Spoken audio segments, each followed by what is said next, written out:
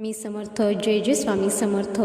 वास्तू पुरुष असतात घराचे रक्षक आणि घर बांधताना वास्तुपुरुषाकडे दुर्लक्ष कराल तर अनर्थ घडेल. तर आजच्या व्हिडिओच्या माध्यमातून आपण वास्तुपुरुषाबद्दल संपूर्ण माहिती घेणार आहोत. भारतात वास्तूनुसार घर बांधण्याची परंपरा फार जुनी आहे. वास्तूची एक देवता असते, त्याला वास्तुपुरुष असे म्हटले जाते. पौराणिक कथांनुसार वास्तुपुरुष आपल्या घराची रक्षा करतो. वास्तुपुरुषात 44 इतर देवतांचा वास देखील असतो. हे घरातील 44 ऊर्जा क्षेत्रांना प्रभावित करते. तर जाणून घेऊ वास्तुपुरुष आपल्या घराला आणि जीवनाला कशा प्रकारे प्रभावित करतात. तर मंडळी, वास्तूनुसार घराची रचना बनवणे यासाठी महत्त्वाचे असते की घरातील स्वास्थ्य, ऊर्जा आणि समृद्धी सकारात्मक आणि भरपूर राहावी.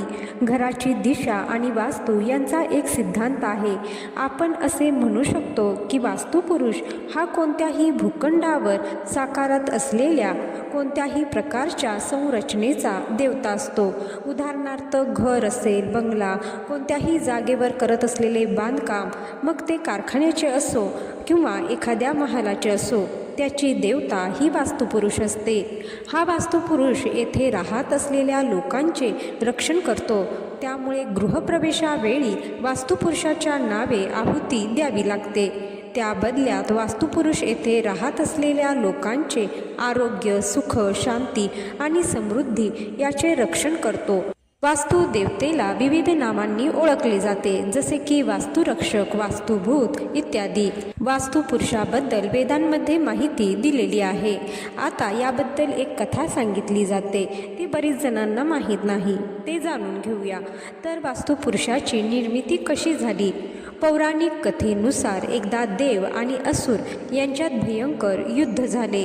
अंधकासुरासोबत युद्धावेळी भगवान महादेवांच्या कपाळावरून घामाचे काही थेंब पृथ्वीवर पडले. त्यातून एक विशालकाय प्राण्याचा जन्म झाला. याला वास्तुपुरुष या नावाने ओळखले जाते. हा प्राणी विशालकाय असल्याने ब्रह्मांडातील सर्व वस्तू खाऊ लागला.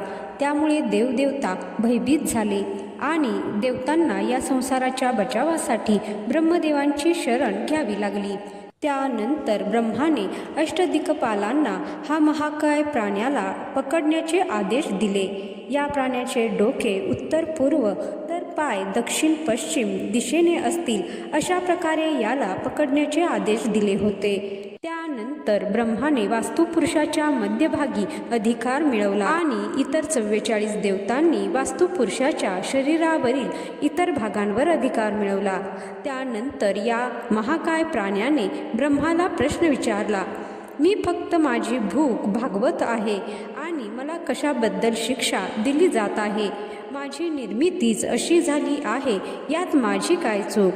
त्यानंतर ब्रह्माने या वास्तुपुरुषाला आशीर्वाद दिला. पृथ्वीवर कोणतीही संरचना बनली आणि या भूखंडाच्या मालकाने तुझी पूजा केली नाही तर ते संरचना तुझे भोजन बनेल. तसेच जर ही संरचना तुझ्यानुसार केली असेल तर तुझ्यातील 44 देवदेवता या संरचनेत ऊर्जा क्षेत्राचे रक्षण करतील. त्यानुसार वास्तुपुरुषाला 45 ऊर्जा क्षेत्रात विभागलेले असते. याला वास्तुमंडल म्हटले जाते. वास्तुपुरुष 3 वेगवेगळ्या आकारांचा बनला आहे. त्यामध्ये वास्तू प्रतीक आहेत. विवेकाची पुरुष प्रतीक आहे, शरीराची आणि मंडल हा आत्म्याचे प्रतीक आहे. तर वास्तुपुरुषाची 45 ऊर्जा क्षेत्रात विभागणी केल्याने काय होते. तर वास्तुपुरुषाच्या शरीराचा प्रत्येक अंग तुमचे शरीर आणि जीवनातील अशा भागांना निर्देशित करते जे घरातील विद्यमान ऊर्जेने प्रभावित होते. ईशान्य कोण डोक्याला प्रभावित करतो. हे स्थान वास्तुपुरुषाच्या मस्तिष्काच्या रूपाने दाखवले आहे. हा भाग संवेदनशील असतो, त्यामुळे घरातील हा भाग रिक्त ठेवला पाहिजे. घरातील ज्या ठिकाणी काही अवजड अशी निर्मिती होऊ शकते त्याला वास्तुपुरुषाच्या मांड्या आणि हातांच्या प्रतीकाने दाखवले आहे. वास्तुपुरुषाची नाभी ही घरातील ब्रह्माचे स्थान आहे. जेव्हा आपण घराची निर्मिती करतो तेव्हा त्या जमिनीवर 45 ऊर्जा क्षेत्रांची निर्मिती होते, जे एक प्रकारे वास्तुपुरुषाचे पूर्ण शरीर आहे. तर भारतीय वास्तुकला आणि संस्कृतीमध्ये वास्तुपुरुष हे घराचे मुख्य रक्षक आणि ऊर्जेचे प्रतीक मानले जातात. हिंदू धर्मशास्त्रानुसार घर बांधताना वास्तुपुरुषाची योग्य पूजा न केल्यास किंवा त्याच्या स्थानाकडे दुर्लक्ष केल्यास घरात सतत नकारात्मकता, आर्थिक नुकसान आणि आरोग्यविषयक समस्या निर्माण होऊ शकतात. वास्तुपुरुषाशी संबंधित महत्त्वाची माहिती आणि महत्त्व आपण पाहूया. तर ब्रह्मदेवांनी त्याला वरदान दिले की पृथ्वीवर जेव्हा जेव्हा एखादे बांधकाम जसे की घर, मंदिर, विहीर होईल तेव्हा तिथल्या लोकांनी वास्तुपुरुषाची पूजा करणे अनिवार्य असेल. वास्तुपुरुषाची दिशा आणि स्थिती. वास्तुपुरुष घराच्या जमिनीमध्ये विशिष्ट स्थितीत निवास करतात. शिर म्हणजेच डोके. वास्तुपुरुषाचे डोके ईशान्य कोपऱ्यात असते, म्हणून हा कोपरा अत्यंत पवित्र आणि हलका ठेवला जातो. उदाहरणार्थ तिथे देवघर किंवा पाणी ठेवले जाते. पाय. त्याचे पाय नैऋत्य कोपऱ्यात असतात, म्हणून हा कोपरा जड आणि उंच ठेवला जातो. उदाहरणार्थ मुख्य बेडरूम. हात आणि पाय. त्याचे पाय आणि हात दुमडलेले असतात आणि ते वायव्य व आग्नेय कोपऱ्यात पसरलेले असतात. दुर्लक्ष केल्यास होणारे अनर्थ. जर घराचे बांधकाम वास्तुशास्त्राच्या नियमानुसार झाले नाही तर वास्तुपुरुषाच्या शरीराच्या भागांवर चुकीचे वजन किंवा बांधकाम येते, ज्यामुळे खालील संकटे येऊ शकतात. ईशान्येकडील दोष. डोक्याकडचा भाग. या कोपऱ्यात शौचालय, कचरा किंवा जड वस्तू असल्यास घरात मानसिक ताण, बुद्धीचा अभाव आणि वंशवृद्धीमध्ये अडथळे येतात. आग्नेयेतील दोष.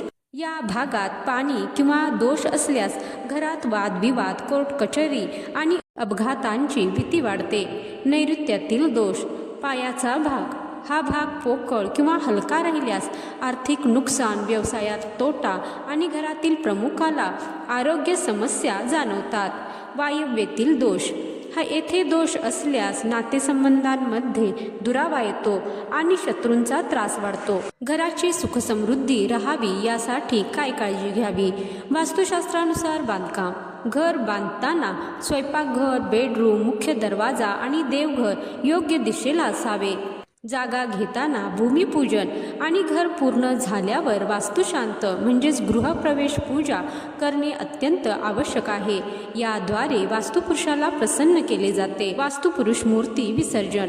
घर बांधताना घराच्या नैऋत्य कोपऱ्यात किंवा मुख्य चौकटीखाली वास्तुपुरुषाची चांदीची किंवा तांब्याची मूर्ती विधिवत स्थापित केली जाते. साधारणपणे घरात मोठा बदल करताना, जुनी वास्तू बदलताना किंवा घरात ठेवलेली धातूची किंवा मातीची वास्तुपुरुष मूर्ती खंडित झाल्यास तिचे विसर्जन केले जाते. काही जण दरवर्षी किंवा विशिष्ट धार्मिक विधीनंतरही विसर्जन करतात. विसर्जन करण्यापूर्वी मूर्तीची पंचोपचार पूजा हळद, कुंकू, अक्षता, फुले आणि दिवा ओवाळून करावी. वास्तूमधील सुखासाठी कृतज्ञता व्यक्त करावी आणि नकळत झालेल्या चुकांबद्दल क्षमा मागावी. मूर्तीचे विसर्जन नेहमी वाहत्या पाण्यात, नदीमध्ये किंवा समुद्रात करावे.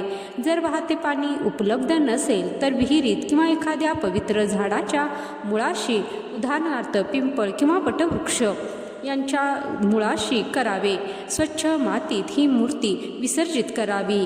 जर तुम्ही घराच्या पायाभरणीत म्हणजेच भूमिपूजनात वास्तुपुरुष मूर्ती किंवा कलश स्थापित केला असेल तर त्याचे विसर्जन करायचे नसते. ती मूर्ती कायमस्वरूपी तिथेच राहते. केवळ घरात पूजेत ठेवलेल्या किंवा तात्पुरत्या स्थापित केलेल्या मूर्तींचेच विसर्जन केले जाते. या विधीमुळे घरातील नकारात्मक ऊर्जा दूर होऊन सकारात्मकतेचा संचार होतो, अशी धार्मिक श्रद्धा आहे. थोडक्यात सांगायचे तर वास्तुपुरुष हे केवळ पौराणिक पात्र नसून ते घरातील सकारात्मक आणि नकारात्मक ऊर्जेचे संतुलन राखणारे ऊर्जा केंद्र आहे. त्याच्याकडे दुर्लक्ष केल्याने घरातील शांतता भंग होऊ शकते. तरी या वास्तूला आनंदी कसे ठेवायचे किंवा तुमच्या घरातील वास्तुपुरुष आनंदी आहे की नाही हे ओळखण्याचे काही संकेत आहेत. ते आपण पुढील व्हिडिओमध्ये पाहूया. तुम्हाला हे संकेत जाणून घ्यायचे असतील तर कमेंटमध्ये वास्तुपुरुष असे लिहायला विसरू नका. व्हिडिओ शेवटपर्यंत पाहिल्याबद्दल धन्यवाद. जय श्री स्वामी समर्थ.